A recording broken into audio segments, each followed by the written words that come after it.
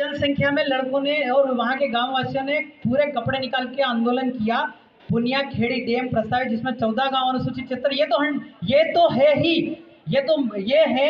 और आपने ज्ञापन दिया, उसको भी फिर से उछाल रहे हैं कि हम पुनिया खेड़ी डैम बनाएंगे। वो लोग कहाँ जाएंगे?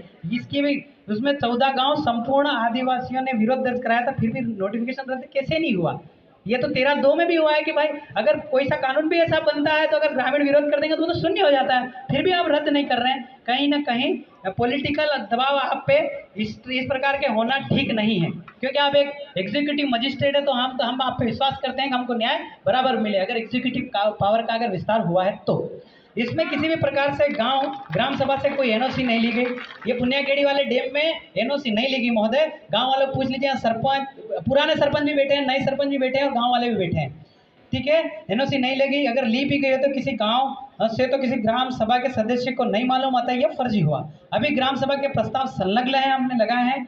पारंपरिक ग्राम सभा के प्रस्ताव भी जो संलग्न 25/6/2021 को निकाले गए आदेश में लिखा गया है कि किसी को कोई आपत्ति नहीं है, ऐसा आपने उसमें दर्शाया गया। जबकि 5 जुलाई 2021 को 4000 लोगों के साथ विरोध दर्ज कराया था। इससे बड़ा आपत्ति क्या हो सकता है?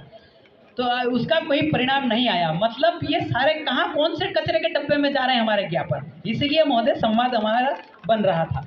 आपके कार्यालय में सूचना का अधिकार लगाया गया और जानकारी मानी गई कि अनुसूचित, ये पिंटू भाई लगाई है, पिंटू मुनिया ने, क्षेत्र में दर्शाई गई शासकीय जमीन का मालिक कौन है। एसडीएम साहब जो सेलाना में नए आए थे, हम उनका नाम नाम नहीं जान पा रहा, उनको भी आरटीआई लगाई थी। तो ये आया कि दर्शाई गई अनुसूचित क्षेत्र में दर्शाई गई शासकीय जमीन का मालिक कौन है, तो जानकारी में आया कि हमको तो पता ही नहीं है।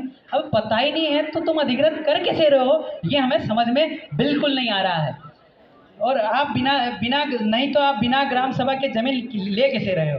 महोदय, अनुसूचित क्षेत्र को भारत संविधान के अनुच्छेद 244(1) में परिभाषित किया गया है और अनुच्छेद 19 भी इसको बोलता है, एक भी आदिवासी उस क्षेत्र में रहता है तो वो विद्वान विधि को परिभाषित करता है। भारत के सर्वोच्च न्यायालय सुप्रीम कोर्ट ने, आप सुन नहीं रहे हैं सर? सर आप नहीं सुनेंगे तो हमारा कहीं नहीं सर सुनो, शांत हो जाइए, शांत। हेलो, होटिंग नहीं अभी नहीं। भारत के सर्वोच्च माननीय सुप्रीम कोर्ट ने अनुसूचित क्षेत्र को परिभाषित करते हुए जजमेंट दिए हैं। उच्चतम न्यायालय का फैसला वेदांता के अनुसार न लोकसभा न विधानसभा सबसे ऊंची, फिर तो आपको मानना पड़ेगा।